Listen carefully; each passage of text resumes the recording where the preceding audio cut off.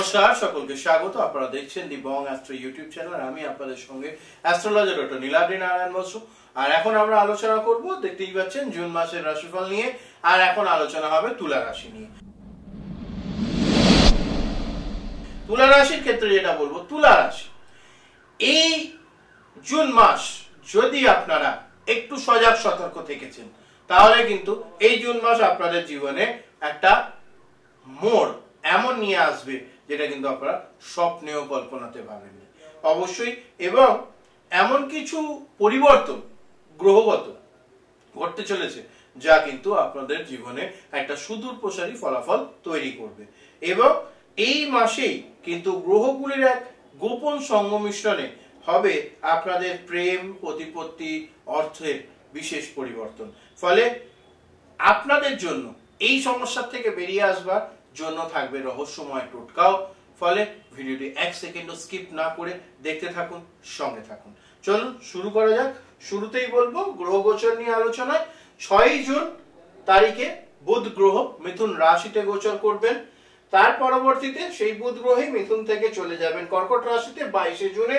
শুক্র বৃষ রাশিতে প্রবেশ করবেন 29 জুন। তার পূর্বে অর্থাৎ মাসের শুরু থেকে উনি কিন্তু থাকবেন অবশ্যই মেষ রাশিতে। 15 জুন সূর্য দেবতা মিথুন রাশিতে গোচর করবেন। তার আগে উনি থাকবেন বৃষ রাশিতে। মঙ্গল 7 জুন তারিখে অবশ্যই সিংহ রাশিতে গোচর করে কেতুর সঙ্গে মিলে অবশ্যই কিন্তু অঙ্গারক দোষ তৈরি করবেন। ঠিক এই জায়গাটা যদি আপনারা একটু নজর রাখেন, এই 7 নম্বর হচ্ছে আপনাদের রাশি, আর সেখান থেকে অবশ্যই কিন্তু পঞ্চমে রাহুর অবস্থান থাকছে। ফলে কাজকর্মে বাধা বিপত্তি আসার সমূহ সম্ভাবনা। ষষ্ঠে থাকতে চলেছে কিন্তু শনি গ্রহ। সারা মাস জুড়ে কোথাও না কোথাও রোগ, ঋণ, শত্রু এগুলোর একটু বৃদ্ধি পাওয়ার সম্ভাবনা রয়েছে, তাই সতর্কই থাকতে হবে অবশ্যই। মাসের শুরুতে সপ্তমে থাকছে শুক্র গ্রহ, তার পরবর্তীতে কিন্তু অবশ্যই অষ্টমে চলে যাবে। মাসের শুরুতে সম্পর্ক, রিলেশনশিপ, রোম্যান্স এগুলো বৃদ্ধি পাওয়ার একটা যোগ রয়েছে। পরবর্তীতে কিন্তু আবার ঠিক ঘটবে তার উল্টোটা। পাশাপাশি যেটা দেখতে পাচ্ছি সেটা হচ্ছে অষ্টমে সূর্যের অবস্থান মাসের শুরুতে, যেটা আপনাদের জন্য কিছু ক্ষেত্রে চোখের সমস্যা এবং ঊর্ধ্বতন কর্তৃপক্ষের সঙ্গে ঝগড়া অশান্তি ডেকে নিয়ে আসবে। মাসের শেষের দিকে অর্থাৎ 15 জুনের পরবর্তী সময় একটু ভালো ফলাফল পাবেন। এখানে একটি রাজযোগ তৈরি হচ্ছে আপনাদের রাশি থেকে ঠিক নবমে। সূর্য, বুধ, বৃহস্পতি 3 শুভ গ্রহের একসঙ্গে থাকা, যদিও এটি থাকছে 7 দিন অর্থাৎ 15 জুন থেকে 22 জুনের মধ্যেকার সময়, কিন্তু তার ফলাফল থাকবে সুদূর প্রসারী। অবশ্যই সেটিকে কাজে লাগাতে হবে। পাশাপাশি একাদশে মঙ্গল, কেতুর একসঙ্গে থাকা এই অঙ্গারক দোষ কিন্তু আপনাদের বিশেষভাবে সতর্কতার সঙ্গে কর্মক্ষেত্রে ডিসিশন নিতে হবে, না হলে কিন্তু বিপদ ঘটবার সম্ভাবনা থেকে যাবে। ফলে এই বিষয়গুলোর উপরেই নির্ভর করে আগামী রাশিফল তৈরি হবে। চলুন দেখে নেওয়া যাক। কেরিয়ার নিয়ে হবে আলোচনা। এখানে থাকছে চাকুরি এবং ব্যবসা, দুটো আলাদা আলাদা সেগমেন্ট। এবং চাকুরিকে আমরা 3 ভাগে ভাগ করেছি। যারা এখনো একদমই জব জয়েন করে উঠতে পারেনি অথচ জবের সন্ধানে আছেন, তাদের জন্য এক রকমের আলোচনা থাকবে। তার পাশাপাশি সরকারি কর্তৃপক্ষ যারা, সরকারি চাকরি যারা করেন তাদের ক্ষেত্রে, এবং বেসরকারি ক্ষেত্রের সঙ্গে যারা যুক্ত তাদের ক্ষেত্রেও হবে বিশেষ আলোচনা। সেক্ষেত্রে যদি বলি, সেক্ষেত্রে বলবো চাকুরিতে যারা নতুন জয়েন করতে চাইছেন তাদের জন্য কিন্তু 7 জুনের পরবর্তী সময় খুবই উল্লেখযোগ্যভাবে ভালো হতে চলেছে।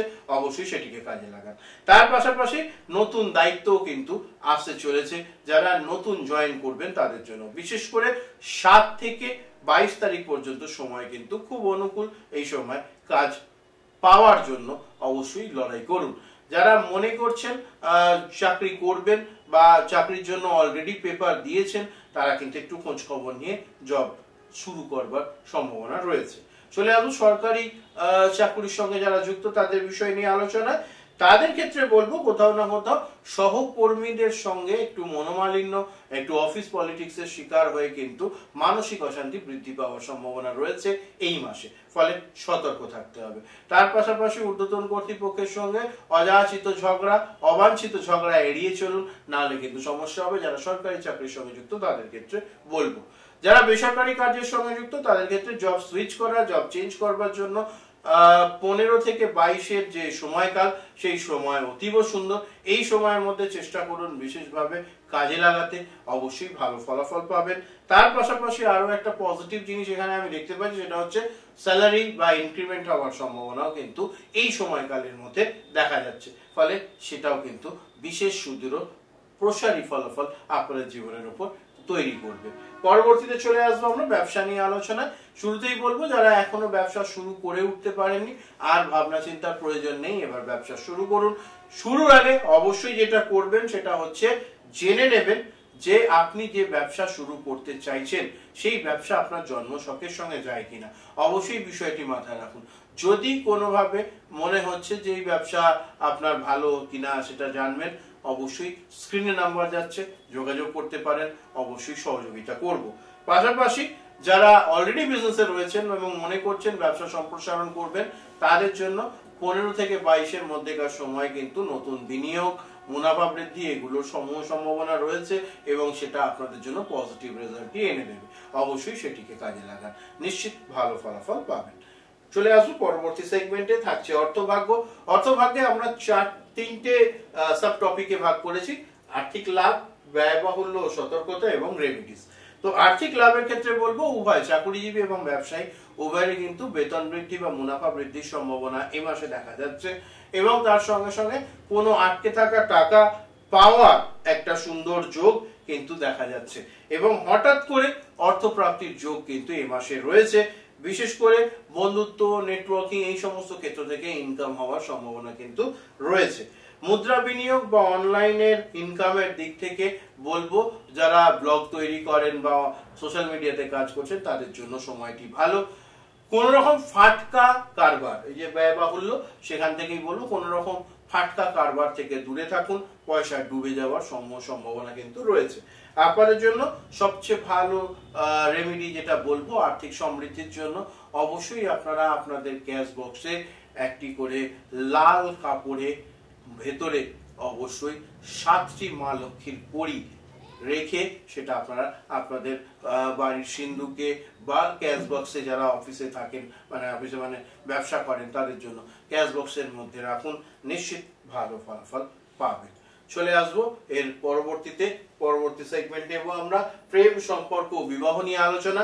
প্রেম, সম্পর্ক, বিবাহের ক্ষেত্রে আমরা এটাকে 4টে সাব টপিকে ভাগ করেছি: সিঙ্গেলদের জন্য, প্রেমিক প্রেমিকাদের জন্য, বিবাহিতদের জন্য এবং বিশেষ টিপস।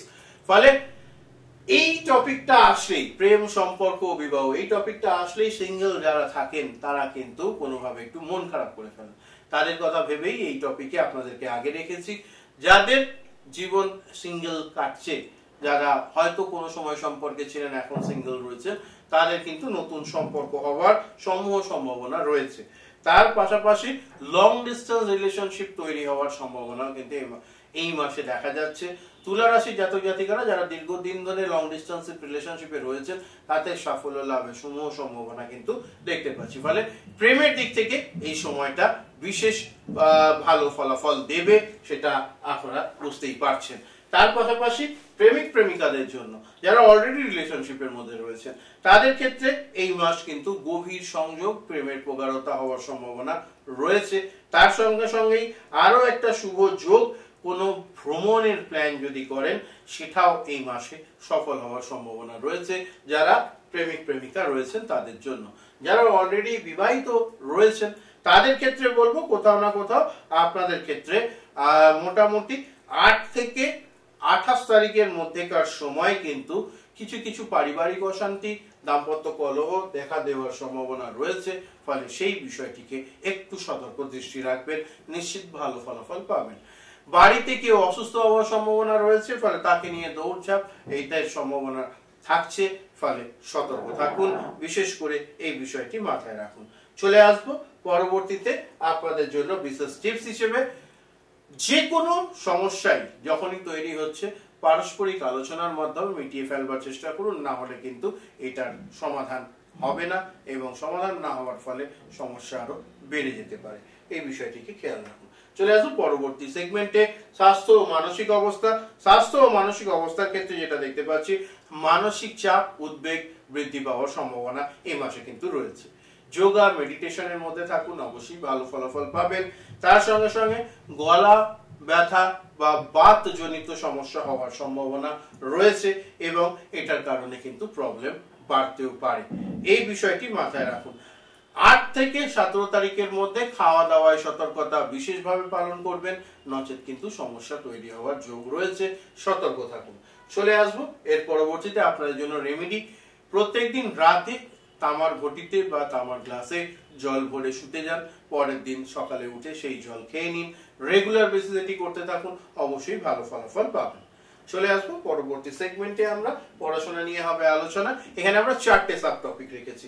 স্কুল কলেজের ছাত্রদের জন্য পরীক্ষা ও ফলাফল, উচ্চশিক্ষা ও বিদেশ পড়াশোনা যারা যেতে চাইছেন, যারা রিসার্চ ওয়ার্কের সঙ্গে যুক্ত তাদের ক্ষেত্রেও, এবং রেমেডি। তো সেক্ষেত্রে বলবো কোথাও না কোথাও শিক্ষার্থীদের ক্ষেত্রে কিন্তু পরীক্ষার ফলাফল আশানুরূপ হতে চলেছে। স্কুল কলেজের পড়াশোনার সঙ্গে যারা যুক্ত তারা বলবো মানসিকভাবে আরো প্রস্তুতি নিন, আরো ভালো করে একাগ্রতার সঙ্গে পড়াশোনা করুন, রেজাল্ট কিন্তু অনুকূলে আসার সম্ভাবনাই বেশি। এটা খুব ভালো একটি যোগ।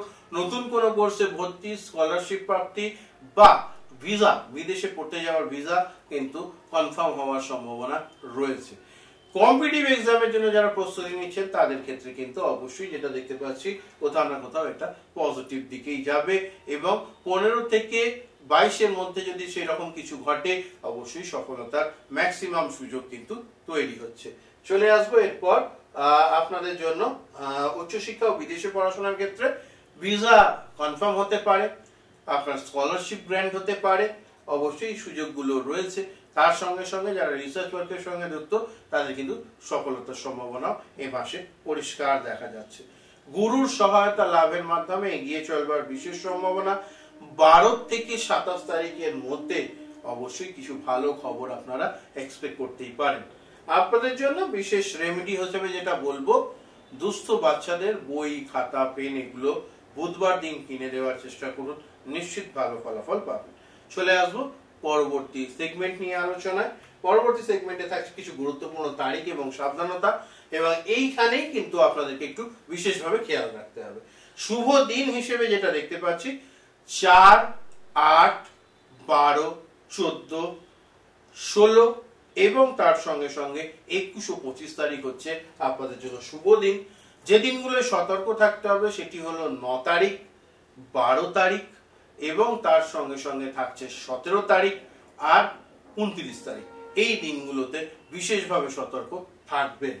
খেয়াল রাখুন যে বিষয়গুলো, সেটা হচ্ছে আপনাদের জন্য বিশেষভাবে কর্মস্থলে হঠাৎ কারোর প্রতিদ্বন্দ্বিতা চিন্তার কারণ হতে পারে, সেই বিষয়টি মাথায় রাখুন। তার পাশাপাশি কোথাও না কোথাও অফিসের ষড়যন্ত্রের শিকার হতে পারেন, সেই ধরনের একটি সমস্যাও দেখতে পাচ্ছি। অনলাইন বা সামাজিক মাধ্যমে বিবাদ সৃষ্টি হতে পারে এবং এক শ্রেণীর মানুষ আপনাদের কিন্তু বদনাম করবার চেষ্টা করবে, সতর্ক থাকুন। এবার চলে আসবো যে বিষয় নিয়ে আলোচনায়, সেটা হচ্ছে এই খেয়াল রাখবার বিষয়টাকেই ভালো করে মাথায় রাখবার প্রয়োজন রয়েছে। চলে আসবো রাশি রেমেডি ও টোটকা নিয়ে। প্রতিদিন সকালে উঠে ওং হ্রিং অর্জমায় নমঃ এই মন্ত্র বারংবার জপ করুন, নিশ্চিত ভালো ফলাফল পাবেন।